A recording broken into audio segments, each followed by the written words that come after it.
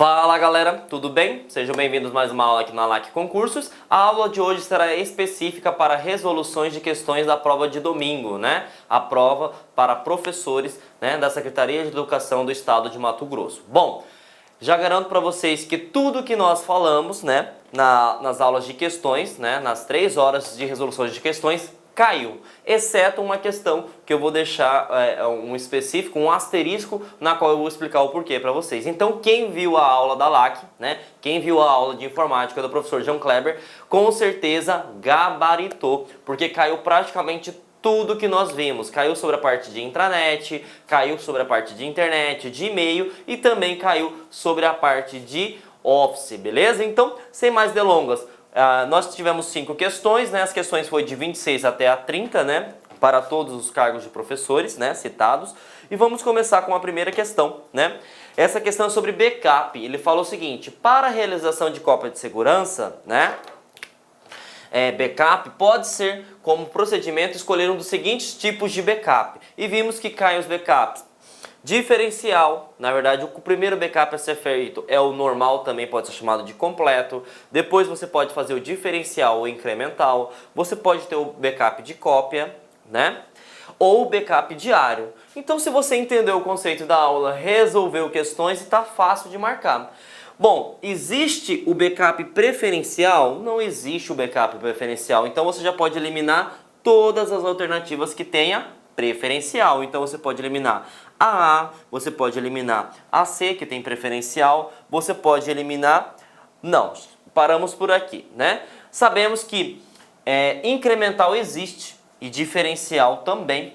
Tanto é, gente, que a IBFC não teve nem a audácia de alterar as posições. Salvo engano, a alternativa B era a correta na resolução de questões nossa também. Então o gabarito é B. Mas por que eu encontrei o B? Vamos lá. Assistencial, pelo amor de Deus, não existe assistencial. Incremental tudo bem, mas assistencial não. Fundamental também não existe, então o nosso gabarito é a alternativa B. Resolvemos questões igualzinho, o enunciado das alternativas são idênticas. Então não teria como você não acertar. Então gabaritou aí uma questãozinha, né? O gabarito, logicamente, é a alternativa B. E vamos para a próxima, né? Essa questão, né, ela fala sobre a intranet. Eu falei para vocês que a IBFC cobra demais essa parte de intranet e internet.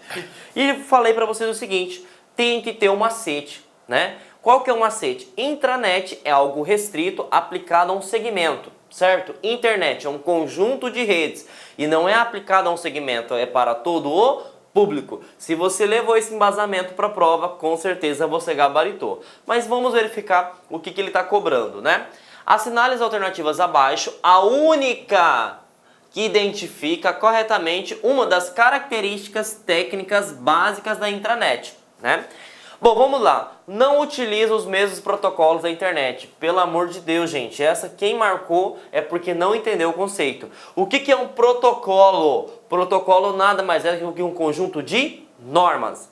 Então eu, professor João Kleber, você aluno que está me vendo agora, independente se eu goste ou não das leis de trânsito, eu tenho que obedecer. Se tem uma placa pare, eu tenho que parar. Então, intranet é um tipo de rede, internet é um tipo de rede, então se eles gostam ou não, eles têm que obedecer. Então, pode eliminar esta aqui.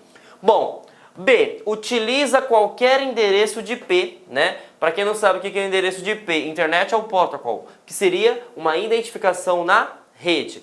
Presta atenção, gente. Você, né, vai passar no seu concurso público, né? E aí o que acontece? Na hora de ser chamado à aprovação, você tem que entregar uma lista de documentos, certo? Essa lista de documentos solicita que você apresente o seu CPF, né? Supondo, você escolhe o documento que você entrega no processo seletivo? Não, é a banca que exige. E o que acontece? Fazendo o raciocínio lógico para a parte de endereço IP. Endereço IP é uma identificação, né? E você tem que ter um endereço IP dedicado daquela rede na qual você está. Então, por exemplo, se lá no processo seletivo pediu para você trazer o CPF, você tem que trazer o seu CPF. Se lá no seu órgão onde você trabalha pediu sua carteira de trabalho, você tem que trazer o seu carteira de trabalho. Fazendo analogia, o CPF é um tipo de identificação, a carteira de trabalho também é um tipo de identificação, né?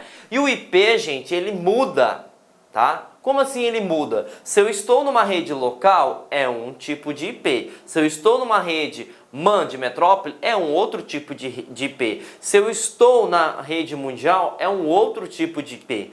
Então o IP não pode ser utilizado em qualquer endereço IP. Né? Por exemplo, uma identificação não é aplicada em qualquer tipo de rede. Dependendo da rede que você esteja, você tem um endereço de IP diferente. Imagine só, eu estou conectado ao meu celular lá na casa, né, dos meus pais. Então, o meu pai ele tem um roteador, ele tem uma rede local lá dentro. Se eu estou conectado na rede local dele, eu vou ter um tipo de IP. Quando eu venho para a minha casa e conecto o meu celular à minha rede, à minha internet, é um outro tipo de IP. Então imagine o seguinte, o IP é como se fosse um endereço de CEP, né? Dependendo da localidade onde você se encontra, é um tipo de identificação. Então essa alternativa ela está errada, porque isso não é aplicado ao conceito de intranet, né? Muito mesmo a internet. Você mudou de local, logicamente vai mudar o seu endereço de IP, beleza? Bom, é restrita a um local físico. Opa, vamos ligar o sinal de alerta. Eu falei para vocês que intranet é o conceito de restrito. É dedicado, né, a um determinado tipo de pessoas, a um determinado tipo de segmento, né, de organizacional, de empresarial, enfim. Então essa aqui se cabe a esse conceito. Vamos analisar as outras. Não permite o compartilhamento de arquivos. Pelo amor de Deus, gente. Qual que é o objetivo de uma rede de computadores? Compartilhamento, não só de arquivos, mas como hardware, sistemas, dados, enfim. Então essa aqui você já pode eliminar também, né? Não usa o recurso de redes de área local, né? Que é Local Area Network. Pessoal, a intranet praticamente é uma rede local determinada a um tipo de segmento, né? E aí você fala que não usa. Agora, se ele fala que usa, aí tudo bem. Se ele falou não usa, você pode eliminar. E está aqui o nosso gabarito, alternativa C. Intranet é dedicada a um local restrito. Então, gabarito alternativa C, né? Mais um gabaritou aí, né, gente? Bom, fizemos várias questões destas, né? Na aula de resoluções de exercícios, né? E ele mudou, dessa vez, a forma. Mas o objetivo é o mesmo, ele colocou dois tipos de função e ele quer saber se você entende, né, a localização de linha, né, e por coluna.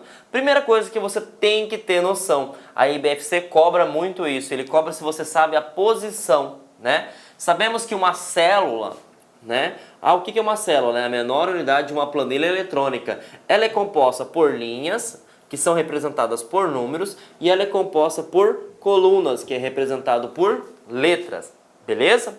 E aí ele fala o seguinte, com base na planilha do Excel abaixo, assinale a alternativa que apresente a fórmula correta que está embutida lá na célula C2. Então vamos analisar, C é a coluna, 2 é a posição. Então ele quer saber qual que é a opção que chega na B5.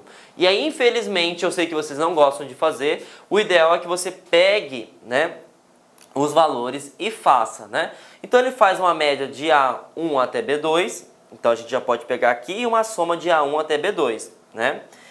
Então vamos pegar a primeira opção, né?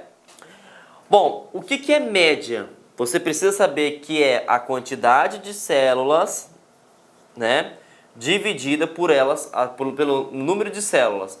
Então o que é a média? Vamos verificar a média de A1 até B2. Como que eu faço para caminhar isso aqui, né? Primeiro, eu seleciono A1, né? E eu vou até B. B está nessa posição, né? B está aqui e 2 está aqui, então eu vou até aqui. Então eu vou ter que fazer a média disso aqui, ó. Né? Eu vou ter que somar todos os números e fazer a média. Então vamos fazer rapidamente aqui. 50 mais 40 é 90, 90 mais 30 é 120, 120 mais 20 é 140. Então repetindo, eu somei os valores, né? 50, 40, 90, 90 mais 30, 120, mais 20, 140, né? 140. Dividido, né, pela quantidade de células. Qual que é a célula que nós temos? Nós temos 4. Então, 4 vezes 30 é 120, 4 vezes 35, 4 vezes 35, né? é 140. Tá aqui o resultado. Então, essa primeira função é 35. Como nós temos outras funções, né? Média aqui, tá vendo que nós temos média aqui? A gente pode colocar aqui também, ó. De A1 até B2 é 35, tá? Eu vou apagar aqui para facilitar o nosso conhecimento e eu vou fazer o outro, que faz a soma de A1 até B2, tá? A soma de A1 até B2 foi o que eu acabei de fazer. Eu selecionei de A1 até B2 e vou somar. Sabemos que a soma, vou colocar aqui do lado, é igual a 140, né? Então aqui eu tenho 140, né? E aí eu já tenho o resultado. Vamos ver se eu tenho mais algum de A1 até B2. Tá aqui, 140, né? E vamos resolver agora a parte de soma de A1 até C1, né? Soma de A1 até C1. Bom, A1 está nessa posição, certo? Vamos procurar C? C está nessa posição e 1 está nessa posição. Então eu vou fazer a soma, né, de A1, que seria todo esse trecho aqui, né? Então eu vou somar o quê? 30 mais 20 mais 10. 50 mais 10, 60. Então já resolvi a questão. Ele está querendo somar 35 mais 60. Logicamente que não vai dar certo, porque eu estou pedindo a célula C2 e a célula C2 é 25. Então você poderia eliminar, né? Eu coloquei soma de A1 até C1 porque é utilizado em outros locais também, mas logicamente que você poderia já eliminar. Por quê? Aqui já deu 35 e eu quero 25. Então agora eu vou colocar o seguinte, soma de A1 até C1 é 60, né? E agora ele está pedindo média de A1 até C1. Então, se é 60, simples, eu vou dividir 60 pela quantidade de células inseridas, que vai dar igual de 20. Então, a média é igual a 20. Então, coloquei 20 aqui, 20 aqui. E agora eu tenho todos os valores necessários, né? Eu tenho 140, 140, 60 e 20. Agora você faz o cálculo, gente, para encontrar o valor que nós esperamos. Beleza? Então, vamos lá. 140 menos 20 vai dar quanto? 120. E é esse o gabarito? Não. Você já pode eliminar, vou até colocar aqui em preto, a alternativa A e a alternativa B. Vamos para C. 140 mais 20, poxa vida, se é mais vai dar o quê? 160, né? Então você já pode eliminar também. Vamos para D. 60 menos 35, opa! 60 menos 35 é igual a 25, né? 60 menos 35 é igual a 25, e 25 é o que eu quero, C2. Tá aqui o nosso gabarito, né? Vamos para a última, a média é 20, 20 mais 140 vai dar 160. Questão fácil, né? Claro que o mais complicado é você fazer dessa forma. Encontre os valores e faça a operação, né? Então isso aqui foi uma questão que a gente trabalhou bastante também na parte de Excel, porque a IBFC cobra muito, juntar várias funções numa função só. E o nosso gabarito está aqui, alternativa D, beleza? Então vamos para a próxima, né? E essa próxima questão, né, que pode ter complicado o nosso gabarito, né? Por que pode ser complicado o nosso gabarito? Gente, essa questão, ela cabe recurso. Bom, como que ela cabe recurso? Primeiramente, você tem que entender o seguinte. Como que eu vou fazer o recurso? Né? O recurso ele é cabível de análise, né? E essa questão, ela está correta. Tá? Ela está correta. Mas o recurso se dedica a essa palavrinha aqui, ó. Em inglês. Então como é que está a pergunta? Quantas teclas de atalho do Microsoft Word 2016 em inglês? E aí eu vou explicar para vocês o seguinte, vamos olhar o nosso edital? Nosso edital, vamos lá para a parte de quarta e quinta, né? Que falam respectivamente para edição de texto, planilhas eletrônicas e pacote Microsoft Office. Aqui ele está falando do BR Office, né?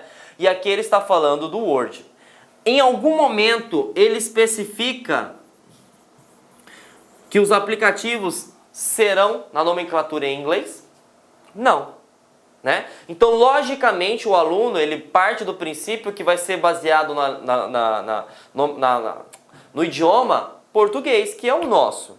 Agora, se ele especifica, tudo bem. E aí tem um outro porém, que eles poderiam também entrar na questão, né, de anulação, que eu vou explicar para vocês, tá? Se eles fazem referência, preste atenção, se eles fazem referência ao BR Office ou ao LibreOffice, aí tudo bem. Porque o BR Office e o LibreOffice, ele pega os atalhos utilizando os conceitos da língua inglesa. Agora, ele em um momento algum você pode analisar a questão, ele fala que é sobre o LibreOffice e o BR Office. Professor, nem sei o que é isso. Lembre-se da aula, gente. LibreOffice e BR Office é o pacote concorrente do Microsoft Office, né? E eu fiz um aparato, gente. Eu pesquisei todas as questões do Word 2016 da IBFC. Não tem uma questão sobre atalho. Então é algo novo que eles quiseram colocar, né? Só que eles erraram nessa questão, né? Por quê? Na verdade não nem errou. Cabe recurso porque você se dedicou para o português. Em momento algum o gabarito, né? Ou perdão, o edital deixa explícito que nós teremos que dedicar ao Office inglês, certo? E aí você vai entender agora na forma prática, né?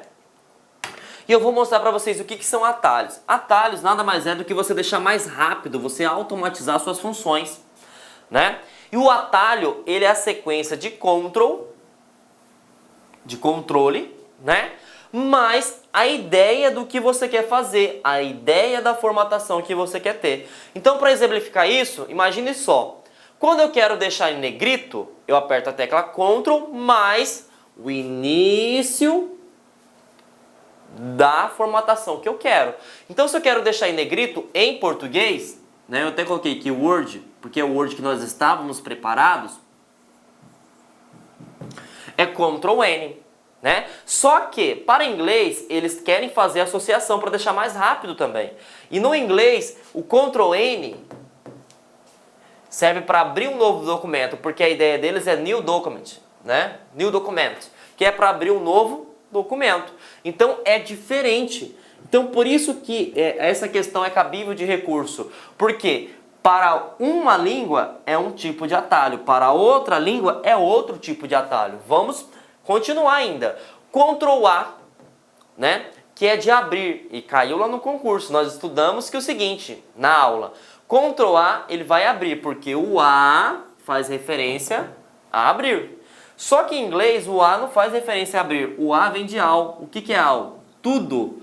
Então eu vou selecionar tudo. Beleza? Vamos para Ctrl B. Ctrl B é o único que sai da casinha, inclusive até falei na aula, né? Ctrl B, ele vem de salvar. Mas qual que é a ideia? Backup, né? Já no inglês, Ctrl B vem de bold. Ah, o que significa bold? Bold é negrito. Então, quando eu utilizo em inglês, eu vou negritar, eu não vou salvar.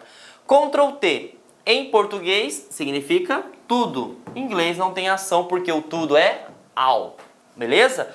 Ctrl S, caiu no concurso, né?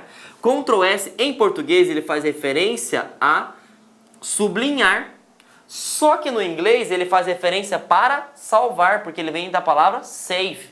Beleza? Ctrl U, e é aí que vem a parte do concurso. Ctrl U, ele vem de substituir e localizar. Aí você fala o seguinte, professor, mas por que o Ctrl U, né, não foi Ctrl S? Porque ele já foi utilizado em sublinhar, então ele vai para a próxima. Qual que é a próxima? É U. Então Ctrl U você vai substituir e localizar. Já no inglês, ele vem de underline, né? O que é underline? Você vai passar um risco sobre a palavra. E isso é o quê? Deixar sublinhado, né? Que é o caso do Ctrl S no português. Ctrl O, né? Como o N já foi utilizado em negrito, nós pegamos a próxima. Qual que é a próxima? É O. Então, novo documento é Ctrl O. Mas em inglês, ele vem de open, que é abrir, né? E o Ctrl E é padrão, né? O Ctrl E é centralizar tanto aqui, tanto aqui. Então vocês veem que há muitas diferenças, porque o atalho nada mais é, né, do que você fazer referência a uma formatação, um comando e abrir de forma mais rápida. Então, se eu utilizo em português, é uma coisa, se eu utilizo em inglês, é outra coisa. E o nosso edital, né, o edital da SEDUC não deixa isso explícito. Então, cabe sim recurso nessa questão. Então, vamos analisar agora a questão e responder ela, né? Deixa eu apagar aqui.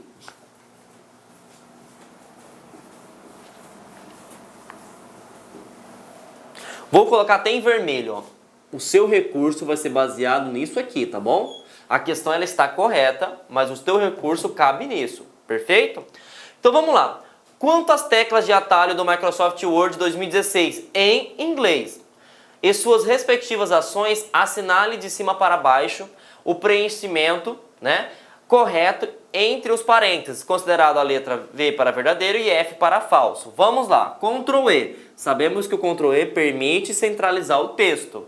Ctrl U, aí é que vem o X da questão, né? Ctrl U, ele vai localizar em português. Só que para sublinhar em inglês é underline, né? Underline, uma linha abaixo do texto. Então, aqui está o quê? Verdadeiro. Certo? Ctrl O, né? Ctrl O, se fosse em português, é para abrir um novo documento, né? Um novo documento. E no inglês, é para abrir, tá? Abrir. Então, ele não fecha. Então, aqui é falso.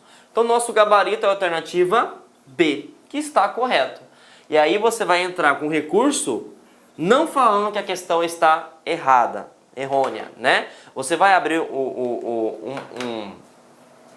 você vai abrir um recurso dizendo que o seguinte, o edital não deixa explícito que era, né, para utilizar o Office com a língua inglês, né?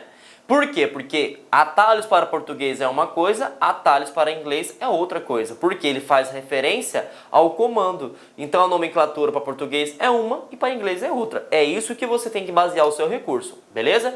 Então, infelizmente, alguns alunos meus não vão poder gabaritar, né, por causa dessa, né, questão. Mas vamos para a próxima, né? E última questão, que é uma assertiva, né? Que a IBFC gosta muito de fazer. Bom, vamos para a última questão, né? Essa questão aí é interessante porque pega a ideologia da IBFC, que é a questão de assertivas, né? Para você considerar o que é verdadeiro e o que é falso, e vamos lá. Quantas ferramentas e aplicativos de navegação e de correio eletrônico? Analise as afirmativas abaixo, dê os valores verdadeiros, ou F para falso, e assinale a alternativa que apresente a sequência correta de cima para baixo. Bom, vamos lá então. Enquanto os protocolos SMTP é para envio, o POP3 para receber e-mails. Vimos isso na aula de protocolos. Nós temos o SMTP é para envio e nós temos dois que podemos utilizar. O POP ou IMAP, né? Qual que é a diferença? O POP ele faz o quê? A transferência, né, para o cliente que solicita o e-mail. O IMAP ele faz uma cópia. Então tá corretinho, os dois recebem. Aqui envia e aqui recebe. Pergunta tranquilo. Verdadeiro. Então você automaticamente já pode eliminar a D e a E. Vamos para a próxima, né?